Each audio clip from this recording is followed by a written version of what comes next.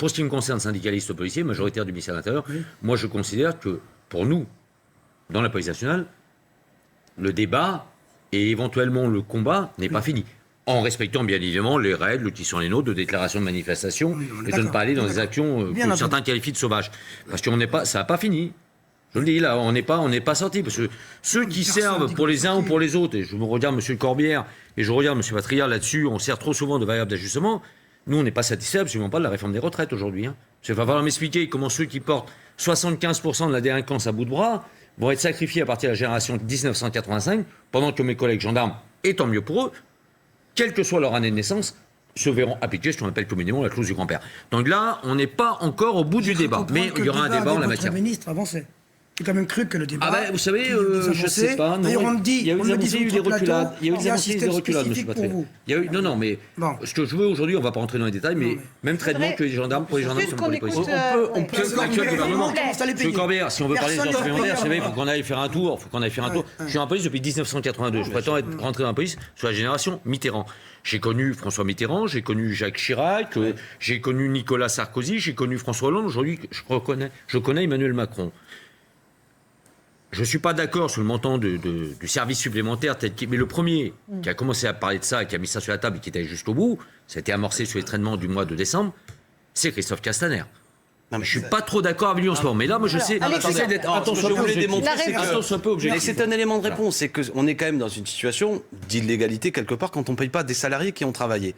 Deuxièmement, que le gouvernement actuel, malgré le fait que vous ne soyez pas content, vous cajole, si vous permettez l'expression, parce qu'ils vous ont beaucoup utilisé. Oui, ils vous ont beaucoup utilisé. Un peu plus que vous, c'est vrai. Mais beaucoup. Ouais. Et je pense que moi qui connais aussi des policiers, ils en ont gros sur la patate parce qu'ils ont une impression aussi d'être utilisés contre le mouvement social de manière assez abusive, parce que je connais beaucoup de policiers comme moi qui sont en réalité des gens modestes, qui aussi ont des fins de mois difficiles, qui ont dans la famille des fois, si ce sont des hommes, l'épouse ou le compagnon est aussi un autre fonctionnaire, et que franchement, ils n'approuvent pas non plus sur beaucoup de sujets ce qui se passe. Et on leur fait faire un boulot qu'ils approuvent peu. Mais donc, Monsieur Corbière, que le gouvernement se sert de nous comme d'une variable d'ajustement, c'est vrai, dans certains cas, mais c'est aussi vrai pour vous. C'est-à-dire ? Parce que vous avez la fâcheuse tendance, notamment vous et je dirais Jean-Luc Mélenchon et beaucoup d'élus, beaucoup de députés de la France Insoumise, à se servir aussi de la police comme, je dirais, d'un va-tout de stigmatisation et qui vous sert... Je n'ai de cesse de l'entendre dans la bouche de vos collègues, monsieur. Moi, je défends la police, mais quand vous-même, une fois, sur un plateau télé, en plus, je vous respecte, mais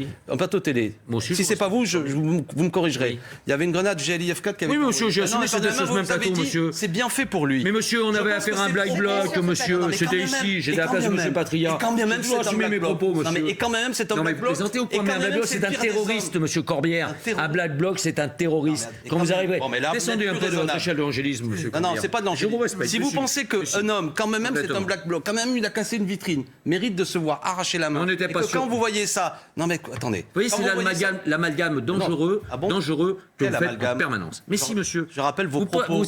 Moi, je n'ai jamais aligné sur un même niveau un gilet jaune. Je vous rappelle que c'est le premier jour des Gilets jaunes.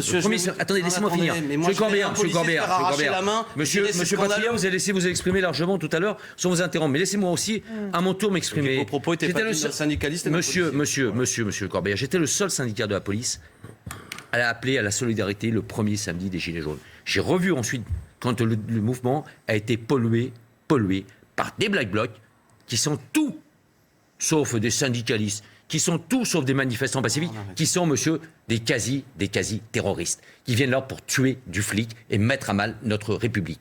Ensuite, monsieur, vous avez eu la radicalisation de certains gilets jaunes. Et là, vous faites un amalgame à travers tout ça. Monsieur, moi je vois un gilet jaune blessé. Ne mettez jamais dans le même niveau un gilet jaune qui vient là pour défendre Rodriguez. Il a perdu l'œil. Vous le regrettez ? Mais monsieur, je l'ai regretté, monsieur. Ici même et sur d'autres plateaux. Oui, monsieur. Mais Jérôme Rodriguez n'est pas un black bloc, monsieur. Allons, on a perdu le fil de nos échanges. Ce que je voulais dire, c'est que... Et ça, c'est pour laquelle... On a un point sur lequel on est d'accord. On est tous les deux opposés à cette réforme. Oui. Par contre, moi, je ne comprends pas, je n'accepte pas, je ne partage pas ces actions où on arrive en dehors des clous, et c'est le syndicaliste que je suis, en dehors des clous à des opérations plus ou moins, pour le moins, sauvages. Et c'est ça le problème, parce qu'on pénalise, in fine, vous savez comme moi, j'ai entendu, je disais, le secrétaire général de la CGT tout à l'heure, on passe des heures pleines aux heures creuses, on remet du jus à ceux qui n'en ont plus, mais à côté de ça, on pénalise quand même, et on met parfois en péril certaines demandes. Et là, à travers ces interventions-là, on décrédibilise complètement les mouvements sociaux qui sont autant porteurs, qui ont été autant porteurs d'avancées sociales. Vous parliez de 36.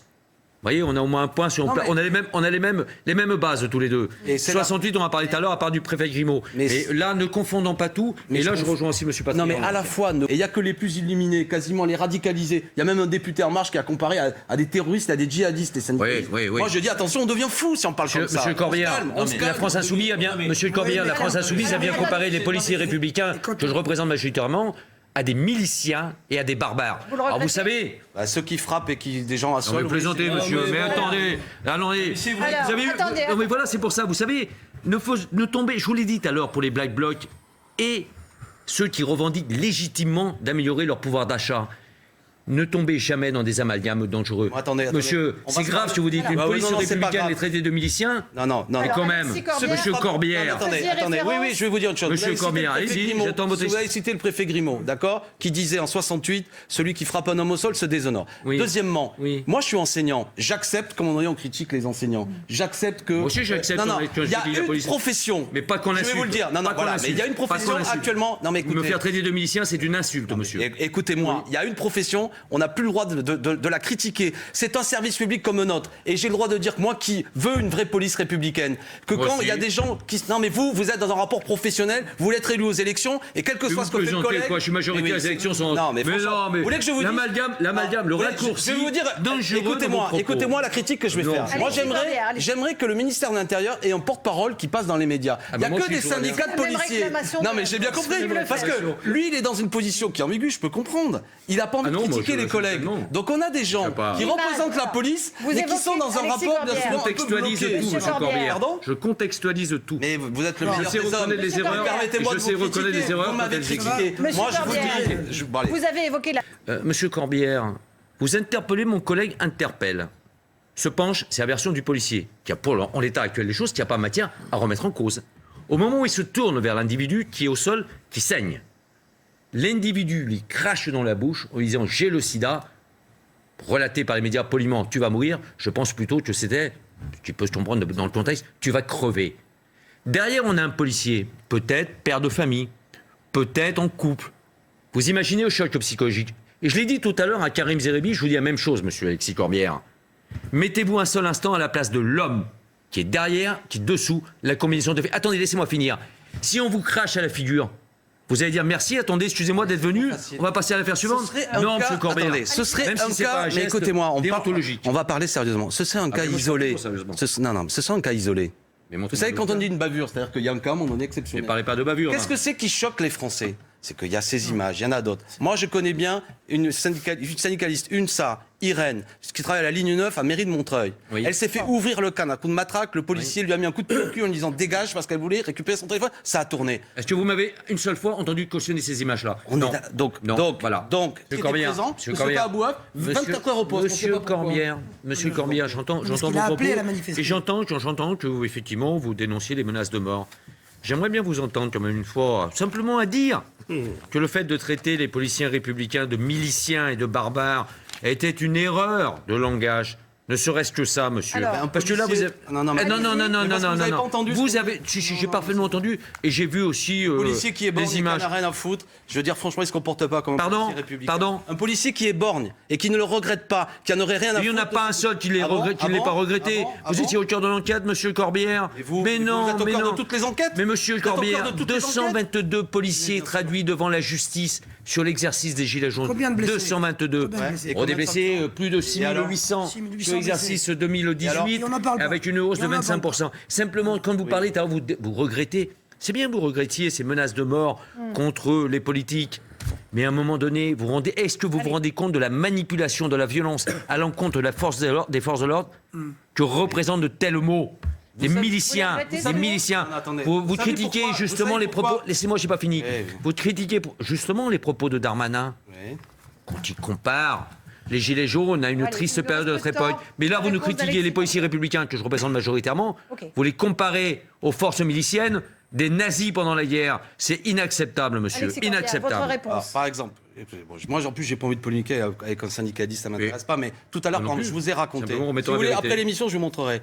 Quand moi, je me présente, je pense que je suis un peu connu, je montre ma carte de député. Et comme dit que j'en ai rien à foutre, quand même, un coup de bouclier. Non, mais Milicien. non, attendez, Milicien. parce que immédiatement, vous Répondez avez à ma répondu. question. Milicien. Mais Après, on pourra discuter j'affirme de ce ici, j'ai pas de problème. Tomber sur un imbécile. Que certains policiers bien sûr. se comportent de manière violente et agressive, oui. Oui, mais il y a un est-ce problème. que les miliciens, Bah, si est-ce que voulez, vous oui. sentez compte Oui, le comme une poids milice. des mots, Comme monsieur? une milice, Mais il y a monsieur, quelque chose non, qui c'est échappe. faux. Et je sais que c'est C'est votre point de vue. faux. Quelque chose qui échappe. Milicien, ça a un sens. C'est un sens, Mais oui, quand même. ne faites pas la leçon de Comme la l'histoire. menace de mort. Quand Irène se fait ouvrir le crâne avec une matraque télescopique, c'est un comportement qui n'est pas républicain. Mais c'est peut-être pas un comportement de milicien, monsieur défendez Corbière. toujours. Mais alors, c'est Non, quoi? je n'ai pas défendu Un ce coup-là. comportement de brute, Non. un comportement Voilà, violent. c'est pas la même mais chose. c'est On vous absurde. mettra pas Moi, c'est d'accord un ce soir. Le professeur que vous êtes devriez le savoir.